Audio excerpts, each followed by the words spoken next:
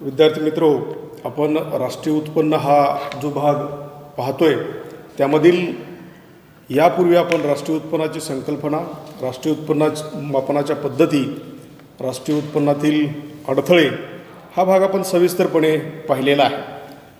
आज आपण राष्ट्रीय उत्पन्न हे कसं महत्त्वाचं आहे हा भाग आपल्याला पाहावयाचा आहे. प्रामुख्याने राष्ट्रीय उत्पन्न म्हणजे एक वर्षाच्या कालावधीत देशात उत्पादित होणाऱ्या अंतिम वस्तू आणि सेवांचं जे पैशातील मूल्य आहे त्याला आपण राष्ट्रीय उत्पन्न असं म्हणतो. प्रामुख्याने इथं संपूर्ण देशाची आपल्याला कल्पना येते की तो देश किती उत्पादन करतो, त्याचं मूल्य किती आहे. या दृष्टिकोनातून आपण राष्ट्रीय त्याचबरोबर आंतरराष्ट्रीय पातळीवरही याची तुलना करतो आणि कुठला देश श्रीमंत आहे, कुठला देश गरीब आहे किंवा कुठला देश विकसित आहे, कुठला देश विकसनशील आहे या बाबीचा आपल्याला अंदाज येतो. थोडक्यात प्रस्तावना स्वरूपात आपल्याला असं सांगता येईल की राष्ट्रीय उत्पन्नाची आकडेवारी ही देशाच्या सर्वांगीण प्रगतीच्या मापनासाठी अत्यंत उपयोगाची असून देशातील शासन व्यवस्था, देशातील बँकिंग व्यवस्था, सामाजिक संस्था, संशोधन करणाऱ्या संस्था याचबरोबर सामान्य जनतेला सुद्धा राष्ट्रीय उत्पन्न ही संकल्पना समजल्यास अनेक स्वरूपाचे महत्त्व त्यामुळे निर्माण होताना आपल्याला दिसून येईल. प्रामुख्याने राष्ट्रीय उत्पन्नाची आकडेवारी ही देशाच्या वेगवेगळ्या क्षेत्रामधील सद्यस्थितीचं चित्रण हे आपल्या डोळ्यासमोर उभे करताना आपल्याला दिसून येते. त्याचे काही सामान्य उपयोग आहेत, राष्ट्रीय उत्पन्नाच्या आकडेवारीचे काही सामान्य उपयोग आहेत, तर काही विशेष असे उपयोग आहेत की ज्यामुळे संपूर्ण देशाला त्याचा फायदा होताना आपल्याला दिसून येतो. पहिला मुद्दा असा आहे की आर्थिक प्रगतीचे मापन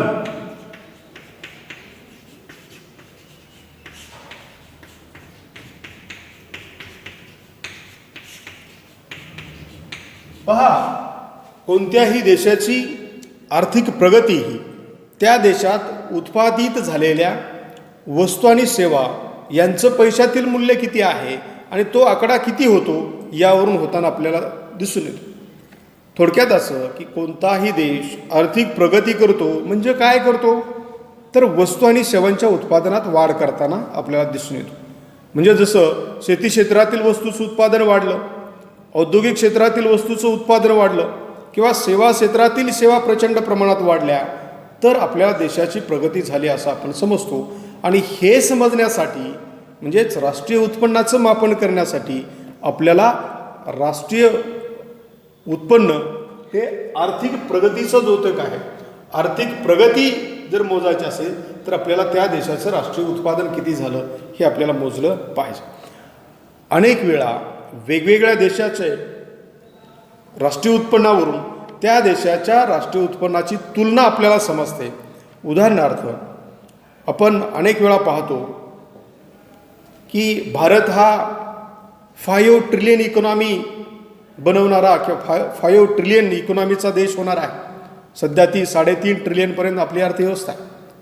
आता भारताचं उत्पन्न जर 3.5 ट्रिलियन असेल आणि ते 5 ट्रिलियनपर्यंत आपल्याला वाढवायचं असेल तर त्या दृष्टीनं कोणकोणत्या क्षेत्रामध्ये प्रगती केली पाहिजे या बाबीची कल्पना आपल्याला राष्ट्रीय उत्पन्नाच्या सेक्टर वाईज आकडेवारीवरून मिळते. त्याचबरोबर जेव्हा आपण आपल्या देशाची प्रगती आणि दुसऱ्या देशाच्या प्रगतीची तुलना करतो, उदाहरणार्थ समजा अमेरिका आहे, अमेरिकेची अर्थव्यवस्था ही 22 ट्रिलियन इकॉनॉमी आहे, 22 ट्रिलियनची इकॉनॉमी आहे. त्यावरून आपल्या ती साधारण 4 पटीपेक्षा मोठी आहे या या या बाबीचा आपल्याला अंदाज येतो. चीनची अर्थव्यवस्था ही 15 ट्रिलियन इकॉनॉमी आहे. याचा अर्थ चीनची अर्थव्यवस्था आपल्यापेक्षा 3 पट मोठी आहे या बाबीचा आपल्याला अंदाज येतो.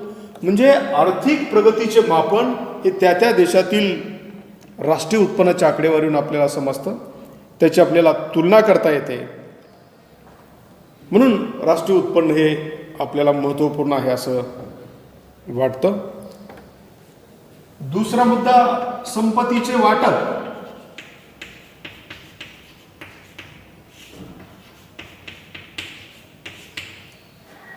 देशात उत्पादित होणारी वस्तू आणि सेवांच्या स्वरूपातील जी संपत्ती आहे त्या संपत्तीचं वितरण अर्थव्यवस्थेमध्ये कसं झालेलं आहे. म्हणजे जे उत्पादनाचे घटक आहेत ज्याला आपण श्रम भांडवल संयोजक म्हणतो त्या घटकांना कसे मोबदले मिळतात. एकूणच अर्थव्यवस्थेमध्ये 1 रुपयाचं उत्पादन झालं तर त्या 1 रुपयापैकी किती पैसे कोणकोणत्या समाज घटकाला जातात हे सुद्धा आपल्याला राष्ट्रीय उत्पन्नावरून समजून येतं. कारण श्रमिकाला जो मोबदला मिळतो वेतनाच्या स्वरूपात, भांडवलदाराला भांडवल गुंतवणूक केल्यामुळे मिळणारा नफा, संयोजकाने धोका पत्करल्यामुळे मिळणारा जो फायदा आहे त्याचा मोबदला, तो मोबदला या बाबींचा जर आपण विचार केला तर किती लोकांना कुठला मोबदला मिळतो या आपल्या राष्ट्रीय उत्पन्नाच्या आकडेवारून आपल्याला समजून येतं. कारण राष्ट्रीय उत्पन्न आकडेवारी गोळा करत असताना उत्पन्न पद्धतीनुसार जे आपण उत्पन्न पद्धती पाहिल्या त्याच्यामध्ये उत्पन्न पद्धतीनुसार कोणत्या घटकाला किती उत्पन्न मिळतं त्यावरून आपल्याला समाजातील संपत्तीचं वितरण किंवा संपत्तीचं वाटप आपल्याला समजून येतं. आणि म्हणून हे समजून येण्यासाठी याचाच दुसरा अर्थ असा आहे की अर्थव्यवस्थेतील समाज व्यवस्थेतील आर्थिक विषमता कुठल्या स्वरूपाची आहे हे जाणून घेण्यासाठी आपल्याला राष्ट्रीय उत्पन्न अत्यंत महत्त्वाचं आहे. राष्ट्रीय उत्पन्नाच्या आकडेवारीच्या आधारे आपण श्रीमंत आणि गरीब यामधील दरी कमी झाली आहे का वाढली आहे, ते समतेवर आहेत का ते विषमतेवर आहेत या बाबी आपण समजू शकतो. आणि म्हणून अनेक वेळा अर्थतज्ञ असं म्हणतात की 1991च्या नवीन आर्थिक धोरणानंतर गरीब आणि श्रीमंत यांच्यामधील दरी वाढली. म्हणजे जसं उदारीकरण, खाजगीकरण, जागतिकीकरण या अर्थव्यवस्थेमध्ये आलं त्यामुळे आपल्याला काही ठराविक वर्ग श्रीमंत झालेला दिसून येतो आणि गरीब वर्ग हा अधिक गरीब होत गेलेला दिसून येतो. हे चित्र आपल्याला राष्ट्रीय उत्पन्नाच्या आकडेवारीवरून समजू शकतं. त्यानंतर विविध क्षेत्राचे योगदान.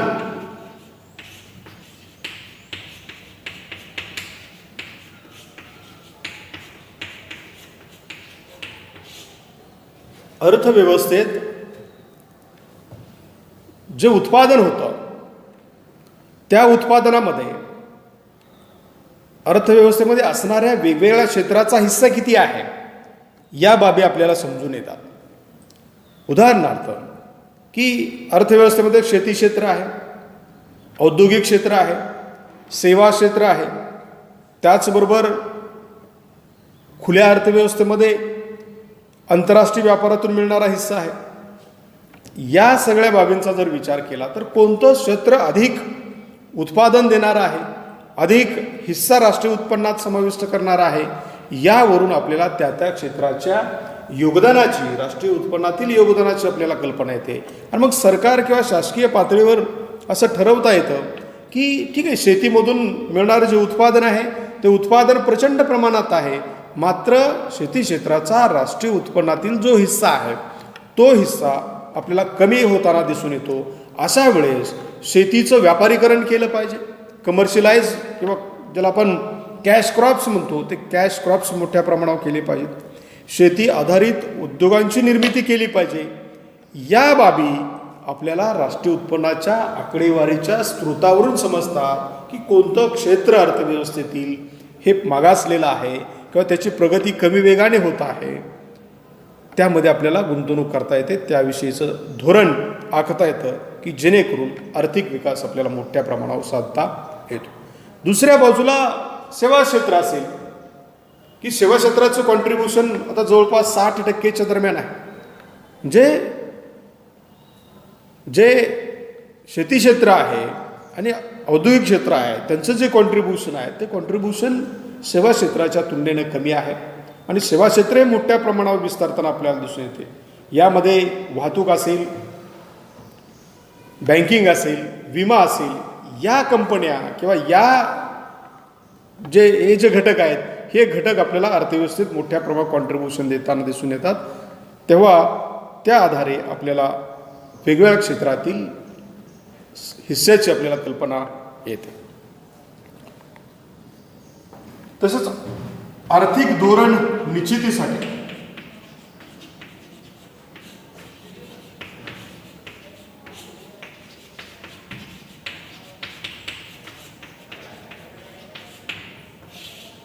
राष्ट्रीय उत्पन्नाची आकडेवारी त्या देशाला आर्थिक धोरण ठरवण्यासाठी उपयोगी पडताना आपल्याला दिसून येते. आणि म्हणून कोणतेही बजेट सादर करताना त्यापूर्वी आर्थिक सर्वेक्षण सादर केलं जातं आणि त्या आर्थिक सर्वेक्षणामध्ये वेगवेगळ्या क्षेत्रामध्ये कसं उत्पादन होतं आहे, कोणत्या क्षेत्राचं किती कॉन्ट्रीब्युशन आहे, त्याच्या इंटरलिंकेजेस कसे आहेत, बॅकवर्ड अँड फॉरवर्ड लिंकेजेस कसे आहेत, या सगळ्या बाबीची आकडेवारी आपल्याला मिळते. आणि त्या बाबीच्या आधारे आपण धोरण ठरवू शकतो की या सेक्टरमध्ये एवढी गुंतवणूक करायला पाहिजे, या सेक्टरची प्रगती करायला पाहिजे की जिथं मोठ्या प्रमाणावर रोजगार उपलब्ध आहे. उदाहरणार्थ अलीकडे सेवा क्षेत्रात मोठ्या प्रमाणावर रोजगार उपलब्ध होत असल्याने सेवा क्षेत्राचं एक्सपान्शन व्हायला लागलेलं आहे. शेती क्षेत्रातील उत्पादन वाढत नाही, अशा वेळी शेतीत किती गुंतवणूक केली पाहिजे याचाही विचार आपल्याला या धोरणाच्या माध्यमातून होताना दिसून येतो. म्हणजे एकंदर आपण अर्थव्यवस्था जे आहे त्या अर्थव्यवस्थेचं नियोजन ठरवतो की किती स्वरूपात गुंतवणूक करावी आणि उत्पादन किती स्वरूपात आपल्याला मिळेल. काही अल्पकालीन गुंतवणूक असते तर काही दीर्घकालीन गुंतवणूक असते की ज्यामुळे देशाचा विकास आपल्याला साधता येतो. त्यानंतर आर्थिक नियमन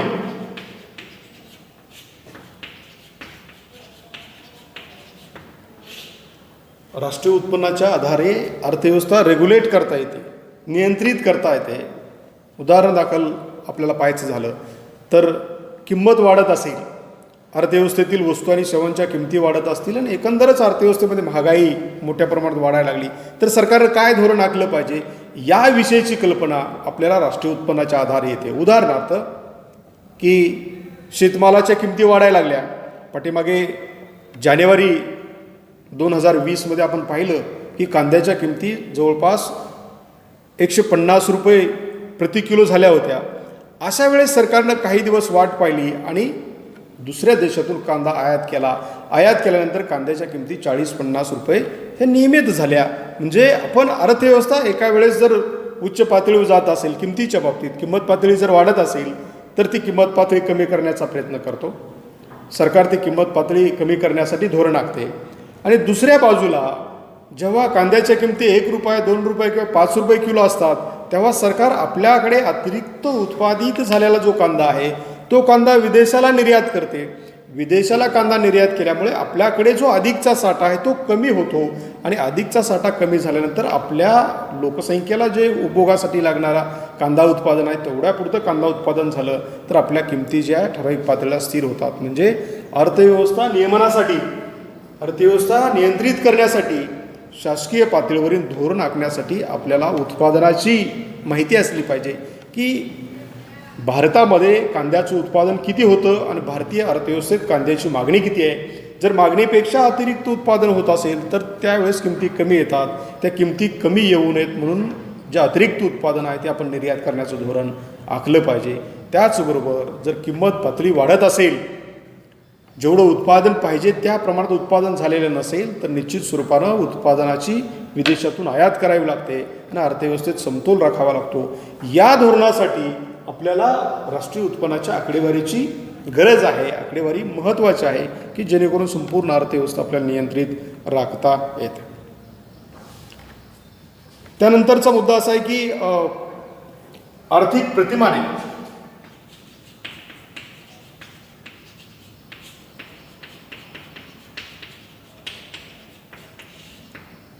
अर्थव्यवस्थेचा विकास करण्यासाठी वेगवेगळी आर्थिक प्रतिमाने वापरली जातात. म्हणजे विकसित देशाचा विकास कोणत्या पद्धतीने झाला ती प्रतिमाने वेगळी आहेत. विकसनशील देशाचा किंवा मागासलेल्या देशाचा विकास कसा करायचा याची प्रतिमाने वेगळ्या आहेत. आणि राष्ट्रीय उत्पन्नाच्या आकडेवारीवरून आपल्याला वेगवेगळी प्रतिमाने कशी रुजवायची किंवा कशी लागू करायची या बाबीची कल्पना आपल्याला येताना दिसून येते. आणि म्हणून आपण पाहिलं की महालनोबिस प्रतिमान दुसऱ्या पंचवार्षिक योजनेत लागू केलं होतं. तर ही जी प्रतिमानं आहेत, ही प्रतिमानं देशाच्या अर्थव्यवस्थेसाठी कशी फायदेशीर आहेत, कोणतं प्रतिमान किंवा कोणते मॉडेल्स कोणत्या परिस्थितीत लागू करायचे, या बाबीसाठी आपल्याला राष्ट्रीय उत्पन्नाची कल्पना असली पाहिजे की राष्ट्रीय उत्पन्न किती उपलब्ध आहे, राष्ट्रीय उत्पन्न किती वाढत आहे. त्या दृष्टिकोनातून आपल्याला त्या त्या पद्धतीची गुंतवणूक वेगवेगळ्या क्षेत्रामध्ये आपल्याला करता आली पाहिजे. त्यानंतरचा मुद्दा असा आहे की किंमत पातळीतील बदल.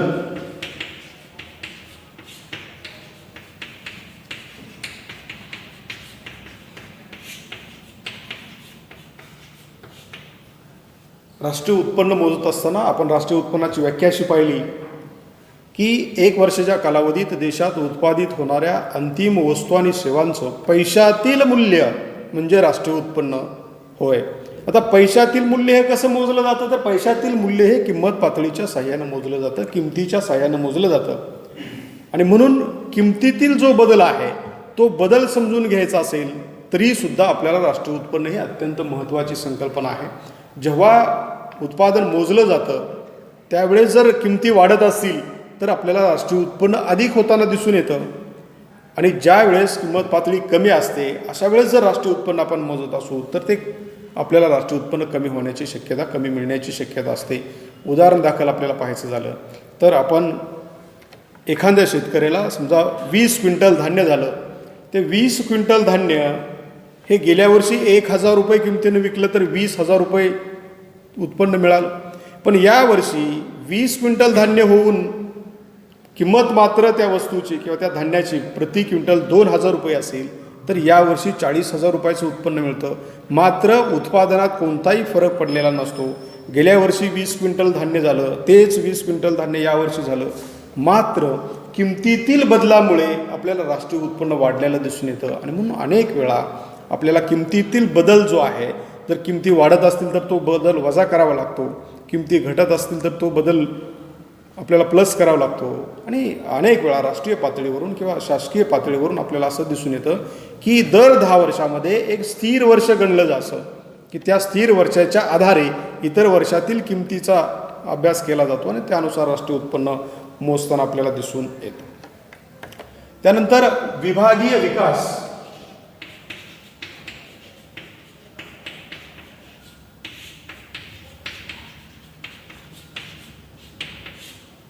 ज्याला आपण रिजनल डेव्हलपमेंट म्हणतो. देशात वेगवेगळ्या राज्यांमध्ये, राज्यातील वेगवेगळ्या जिल्ह्यांमध्ये, जिल्ह्यातील वेगवेगळ्या भागांमध्ये जे आर्थिक विकासाचा असमतोल असतो तो असमतोल आपल्याला या राष्ट्रीय उत्पन्नाच्या आकडेवारीमधून दिसून येतो.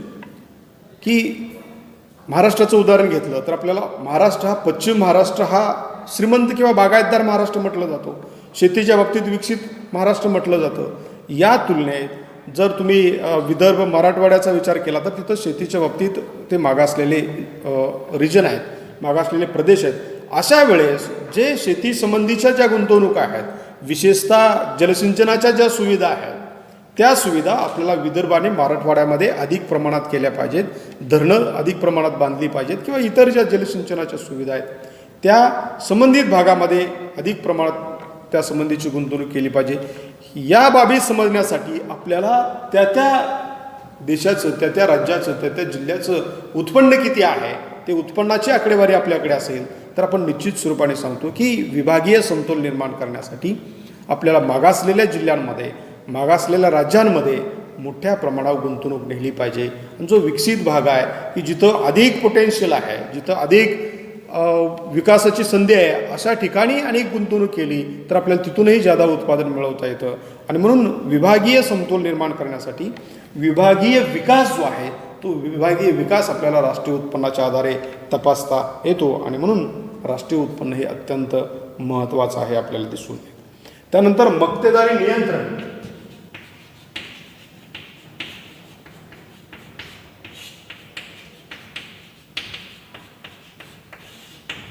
राष्ट्रीय उत्पन्नाच्या आकडेवारीवरून अनेक वेळा आपल्याला कोणत्या क्षेत्रामधून किती उत्पादन मिळते हे जसं समजतं तसं कोणत्या व्यक्तीची, कोणत्या उद्योगाची अर्थव्यवस्थेमध्ये मक्तेदारी आहे का याची कल्पना आपल्याला या बाबीवरून येते की राष्ट्रीय उत्पन्न जर माहीत असेल तर त्या आधारे आपल्याला मक्तेदारीचं नियंत्रण करता येते की एखाद्या घटकाकडून समाज व्यवस्थेमध्ये जे उत्पादन होते ते उत्पादन मोठ्या प्रमाणात होते, मात्र एकमेव उत्पादक असल्यामुळे तो किंमत पाहिजे तेवढी आकारून जर समाजाची पिळवणूक करत असेल तर निश्चित स्वरूपाने आपल्याला मक्तेदारीवर नियंत्रण, मक्तेदारीची माहिती मिळाल्यानंतर मक्तेदारीवर नियंत्रण आपल्याला शोधता येते. त्याचबरोबर आपल्याला आर्थिक विषमता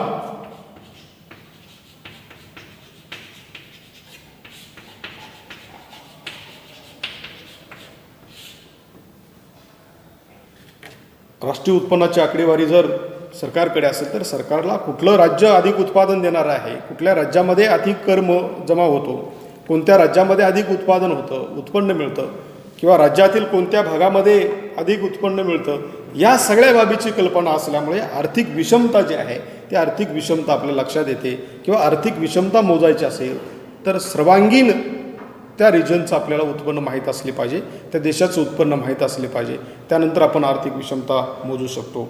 आणि सर्वात शेवटी राहणीमानाचा दर्जा जो आहे तो राहणीमानाचा दर्जा हा राष्ट्रीय उत्पन्नावरून मोजता येतो.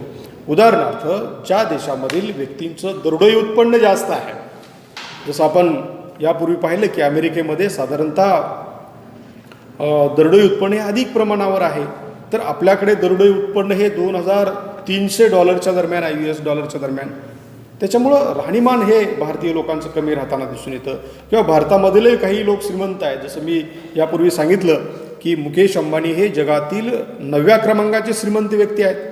भारतात आणि आशिया खंडात तर ते पहिल्या क्रमांकाचे आहेत. म्हणजे एका बाजूला जगातील श्रीमंताच्या यादीमध्ये पहिल्या 10 व्यक्तीच्या यादीमध्ये भारतातील व्यक्ती आहे, त्याचबरोबर जगातील जर 6 लोक उपाशी असतील किंवा 6 लोक दारिद्र्यात असतील तर त्यातला एक व्यक्ती हा भारतातील असतो. म्हणजे 15 ते 16% जगाच्या दारिद्र्य भारतात आहे. या सगळ्या बाबींची जी कल्पना आहे ती कल्पना आपल्याला या राष्ट्रीय उत्पन्नाच्या आकडेवारीवरून मिळताना आपल्याला दिसून येतो. आणि म्हणून विद्यार्थी मित्र हो, आपण ज्या बाबी पाहिल्या की राष्ट्रीय उत्पन्न आकडेवारी कशी महत्त्वाची आहे, तर थोडक्यात वेगवेगळ्या देशांची तुलना करण्यासाठी, देशातील आर्थिक विषमता समजून घेण्यासाठी, किंवा देशातील वेगवेगळ्या रिजनमधील जो विभागीय असमतोल आहे तो असमतोल समजून घेण्यासाठी आपल्याला राष्ट्रीय उत्पन्नाची आकडेवारी अत्यंत महत्त्वाची आहे. मी आशा करतो की आपण सर्वांना या बाबी समजल्या असतील. धन्यवाद.